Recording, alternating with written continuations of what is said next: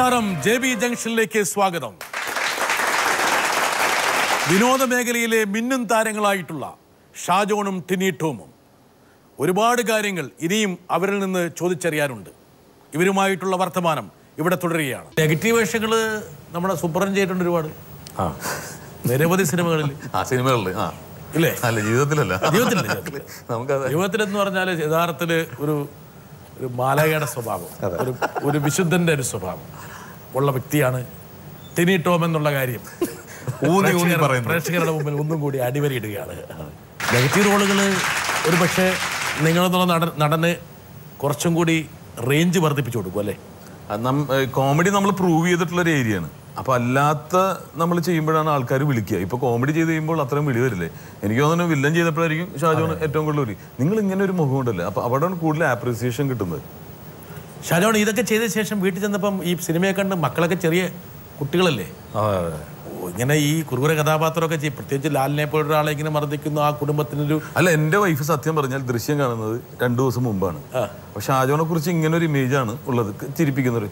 ഈ പുള്ളി ഇത്ര ദുഷ്ടനാണോ എൻ്റെ അടുത്ത് ചോദിക്കുക, ഇന്നലെ ചോദിക്കുകയാണ്, ഇങ്ങനൊരു മുഖമുണ്ടോ?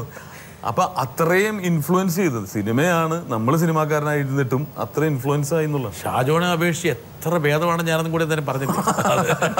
അല്ല, ഒരു കുഞ്ഞിനെ അത് ഏറ്റവും കൂടുതൽ ക്രൂവലായിട്ടുള്ള ഒരു രീതിയിലാണ് പെരുമാറുന്നത്. കുഞ്ഞിനെ ബാധിക്കുന്ന കാര്യം വരട്ടെ. എനിക്ക് ഷാജോൺ അങ്കിളിനോട് ചോദിക്കാനുള്ള ക്വസ്റ്റ്യൻ, നമ്മള് സിനിമ ചെയ്തപ്പം എല്ലാവരും നല്ല ജോളിയായിരുന്നു, തമാശയായിരുന്നു. ലാലങ്കളുടെ കൂടെ ആണെങ്കിലും മീനാൻറ്റിയുടെ കൂടെ ആണെങ്കിലും എൻ്റെ കൂടെ ആണെങ്കിലും സെറ്റ് ഫുൾ അങ്ങനെ ജോളിയായിരുന്നു.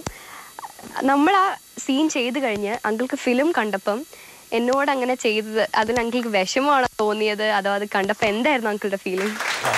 ഞാൻ പറഞ്ഞു വന്നത് കറക്റ്റ് നമ്മൾ എഡിറ്റ് ചെയ്ത് പറയുന്ന പോലെ അതന്നെ, അതാണ് ഇതിൻ്റെ മാജിക്കാണ്.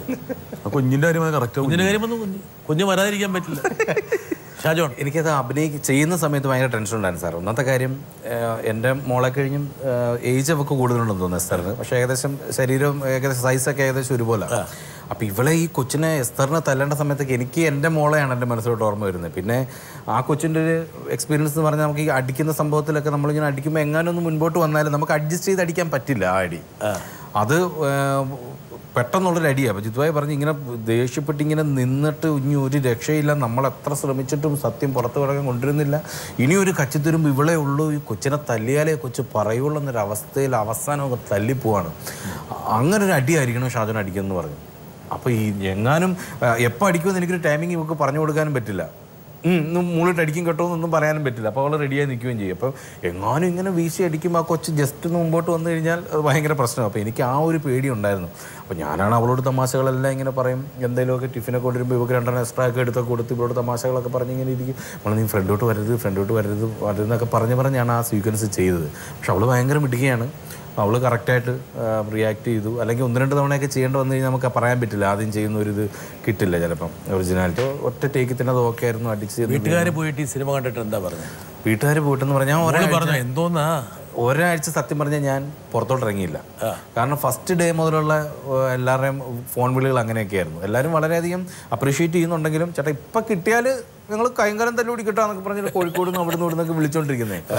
ഫാൻസ് ലാലേട്ടൻ. അപ്പോൾ രാത്രി അപ്പോൾ ലാലേട്ടൻ വിളിച്ചു, മോനെ നീ സിനിമയ്ക്ക് പോയോ എന്ന് ചോദിച്ചാൽ പറഞ്ഞു ഇല്ല ഏട്ടാ, ഒരാഴ്ചത്തേക്ക് എന്തായാലും നീ പോകണ്ട തിയേറ്ററിലേക്ക്, എൻ്റെ ഫാൻസാണെങ്കിലും അവരറിയാലോ നിനക്ക്, അതുകൊണ്ട് നീ പോകണ്ട, ഞാൻ പറഞ്ഞിട്ടുണ്ട് എല്ലാവരോടും എന്നൊക്കെ. ലാലേട്ടൻ തമാശ രീതിയിലാണ് ലാലേട്ടൻ അതെന്നോട് പറഞ്ഞെങ്കിലും എനിക്കുള്ളൊരു ഭയം. നമുക്ക് പിന്നെ ഈ ഫോൺ കോൾസ് ഒക്കെ ആയിട്ട് ഒരാഴ്ചക്ക് ശേഷമാണ് ഞാൻ പോകുന്നത്. ഫാദറിൻ്റെ ഷാജോണിൻ്റെ ഈ പറഞ്ഞ സിനിമയിലെ വികാസമൊന്നും അങ്ങനെ കാണാൻ കഴിഞ്ഞില്ല, ഒരു ഭാഗ്യം ഉണ്ടായില്ല. ടിനിയുടെ കാര്യത്തിൽ സ്വാഭാവികമായിട്ടും ഒരുപാട് ശ്രദ്ധേയമായ വേഷങ്ങൾ അദ്ദേഹം കണ്ടിട്ടുണ്ട്. മാത്രമല്ല ആദ്യമൊന്നും പുള്ളി ടിനിയെ വകവച്ചിരുന്നില്ലെങ്കിൽ പോലും പിന്നീട് മനസ്സിലൊരു അഹങ്കാരവും അഭിമാനവും തോന്നി തുടങ്ങിയല്ലേ. ഒരു പക്ഷേ നമുക്ക് കുടുംബത്തിൽ നമ്മളെ ഓമനിച്ച് വളർത്തിയ ആൾക്കാരിൽ ഉണ്ടാകുന്ന വികാരമാണ് ഒരു പക്ഷേ ഏറ്റവും പ്രധാനപ്പെട്ട അവാർഡെന്ന് പറയുന്നത്. ആ ഒരു ധനത്തെ വികാരം എപ്പോഴും ടിനിയെയും എവിടെയൊക്കെ പോയാൽ പോലും അതെന്താണ് കുടുംബത്തിൽ നിന്ന് കിട്ടുന്ന ആ ഒരു എന്താ പറയുക പിന്തുണ, അമ്മ അച്ഛൻ, ഇതൊക്കെ ഒരു വലിയൊരു പ്രധാനപ്പെട്ട ഘടകങ്ങളാണ്. നമ്മൾ ഏത് ഓഫീസിൽ ചെന്നാലും കലാകാരന്മാരോട് പ്രത്യേക സ്നേഹമുണ്ട് മലയാളികൾക്ക്. ഏത് ഉന്നത ഓഫീസറാണെങ്കിലും നേരിട്ട് കയറി ചെല്ലാനുള്ള. ഇപ്പം ഞാൻ പറഞ്ഞില്ലേ, ഈ VSൻ്റെ ഓഫീസിലേക്ക് എനിക്ക് നേരിട്ട് ഇപ്പോൾ കയറി ചെല്ലാം. അദ്ദേഹത്തിൻ്റെ സെക്രട്ടറിമാരായിട്ട് അത്ര അത് എൻ്റെ രാഷ്ട്രീയ പാരമ്പര്യം എൻ്റെ കലാപാരമ്പര്യം ഒന്നുമില്ല. നമ്മൾ എവിടെയോ എന്തോ കണ്ടിഷ്ടപ്പെട്ട് സംസാരിച്ചാണ്. ഇപ്പോൾ ഉമ്മൻചാണ്ടി സാറിൻ്റെ ഓഫീസിലാണെങ്കിലും ഏതൊരു ഓഫീസിലും കയറി ചെല്ലാനുള്ളൊരു സ്വാതന്ത്ര്യം കിട്ടിയത് ഈ കലയാണ്, ഈ ചെറിയ മിമിക്രിയിൽ നിന്നുണ്ടായ ബന്ധങ്ങൾ. ടിനി, ഷാജോൺ, നിങ്ങളുടെ ഒരു കോമ്പിനേഷൻ, ഒരു പക്ഷേ ആ ഒരു കെമിസ്ട്രി ഇരിക്കുമ്പോൾ തന്നെ നിങ്ങളിൽ ഉണ്ടാകുന്ന ആ സൗഹൃദത്തിൻ്റെ ഒരു വായ്പ്, അത് ഒരു എന്താ പറയുക, ഒരു നമ്പറിലേക്കും കൂടി ഒന്ന് മാറട്ടെ, ഒന്ന് ട്രൈ ചെയ്യും. അത് നമ്മുടെ സംഗീത നാടക അക്കാദമി ഇതൊരു കലയായിട്ട് ആദ്യം അംഗീകരിച്ചിരുന്നു. മിമിക്രി എന്നുള്ള കല സ്കൂൾ തലത്തിലും അതുപോലെ കോളേജ് തലത്തിലുള്ള മത്സരങ്ങൾക്ക് ഒരു മത്സര ഇനം തന്നെയാണ്. പക്ഷെ അതിനുശേഷം വീണ്ടും പുതിയ പ്രസിഡന്റ് വന്നപ്പോൾ അത് മാറ്റി, പുതിയ ഗവൺമെൻറ് വന്നപ്പോഴും. അപ്പോൾ അതിന് കാരണം എന്താണെന്നുള്ളത് മനസ്സിലാവുന്നില്ല. അപ്പോൾ വീണ്ടും അതിന് നമ്മൾ അപേക്ഷ കൊടുത്തിരിക്കുകയാണ്. കാരണം ഇതൊരു കല തന്നെയാണ്. മിമിക്രി എന്ന് പറയുന്നത് ഒരു മോക്കിംഗ് ആണ്, പക്ഷേ അതിൽ ഒബ്സർവേഷൻ, ആക്ടിങ്ങിൻ്റെ ഒരു ഏട്, ഒരു കഷ്ണം അവിടെ കിടപ്പുണ്ട്. ഇതിനേക്കാൾ വളരെ വളരെ ഭംഗിയായിട്ട് എനിക്കൊരു കവി പറഞ്ഞു തന്നു, ജയകുമാർ ചെങ്ങമ്മനാട് എന്ന് പറയുന്നത്. അതായത് കവികൾ സാധാരണ മിമിക്രിക്കാരെ അംഗീകരിക്കാറില്ല, പക്ഷെ അദ്ദേഹം വന്ന് പറഞ്ഞത് ഇത് വളരെയധികം പഠിപ്പിക്കേണ്ട വിഷയമാണ്. ഓക്സ്ഫോർഡ് യൂണിവേഴ്സിറ്റിയിൽ തന്നെ ഇതൊരു വിഷയമാക്കി എടുക്കാം. കാരണം ഈ വന്നിരിക്കുന്നത് കേരളത്തിൽ നിന്നാണെങ്കിലും വളരെ ചെറിയൊരു കലയാണെങ്കിലും തൊണ്ടയെ നമ്മുടെ എല്ലാ സ്ഥലങ്ങളും സ്വരസ്ഥാനങ്ങളും ഉപയോഗിക്കുന്ന ഒരു കലയാണ്.